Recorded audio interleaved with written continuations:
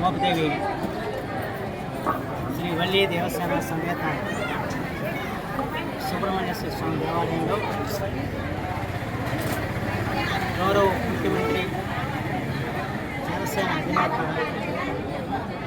శ్రీ పవన్ కళ్యాణ్ గారు ఇటీవల శస్త్రచికిత్స చేసుకున్న తర్వాత వారికి సంపూర్ణమైన ఆరోగ్యం శక్తియుక్తులు కలిగించాలని చెప్పి నా మృత్యుంజయ విధానాన్ని ఈరోజు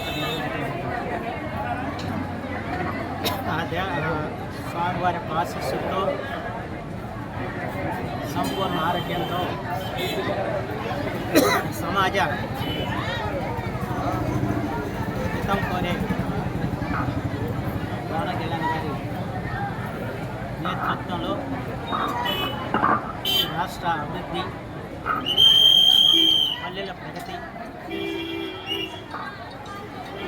ముందుకు సాగాలని చెప్పి అందుకు కావాల్సిన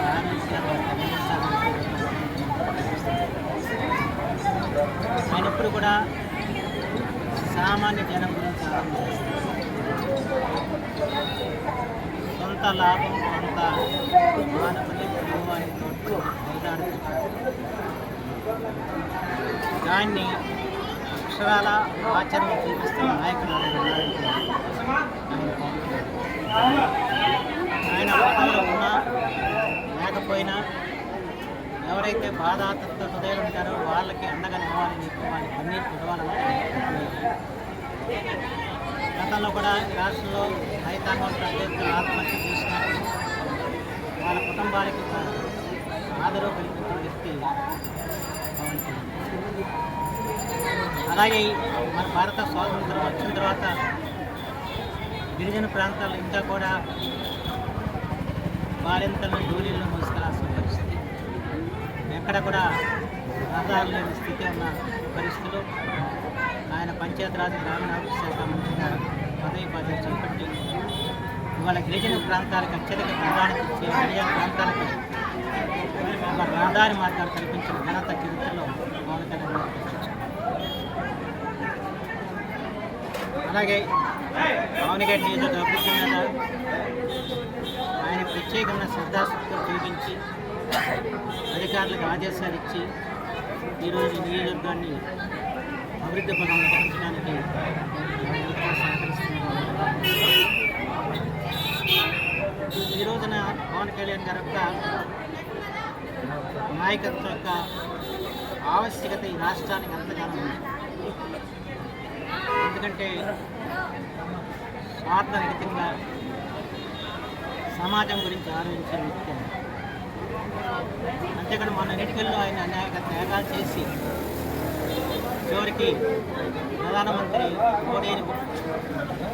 మోడీ గారిని ఒప్పించి ఈ కూటమిలోకి బీజేపీని తీసుకురావడం వల్లే కేంద్ర ప్రభుత్వ సహాయంతో ఈ రాష్ట్రం అభివృద్ధి పదంలో ముందుకు సాగుతుందంటే దానికి ప్రధాన కారణం పవన్ కళ్యాణ్ గారి విషయం మాత్రం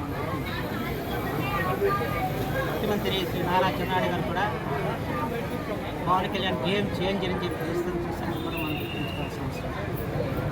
మన కేంద్రం వల్ల రాష్ట్ర ఆర్థిక వ్యవస్థ అంతా కూడా అస్తవ్యస్తం అన్న పరిస్థితుల్లో కేంద్ర ప్రభుత్వ సహకారం లేని ఒక అడుగు కూడా మనం మన కేంద్ర ప్రభుత్వ సహకారాన్ని ఇవాళ సాధించి దానికి కారకుడు పవన్ కళ్యాణ్ గారి విషయం మాత్రం ఎవరు కూడా మర్చిపోవద్దని చెప్పి అంచేత ఆయన యొక్క నాయకత్వం కానివ్వండి అంటే నాయకులు అనేక మంది ఉంటారు, కానీ పీడిత దాడిత ప్రజానకం గురించి ఆలోచించే నాయకులు చాలా అరుదుగా ఉంటారు. సామాన్యుల గురించి ఆలోచిస్తారు, సామాన్యులకు మనం ఏం చేయగలుగుతామని చెప్పిన ఒక ఆలోచన విధానంతో ముందుకు సాగుతున్న వ్యక్తి మన ప్రధానమంత్రి నరేంద్ర మోడీ గారి యొక్క ఆశీస్సులు ఆయనకి పుష్కలంగా లభిస్తున్నాయి. మొదలడానికి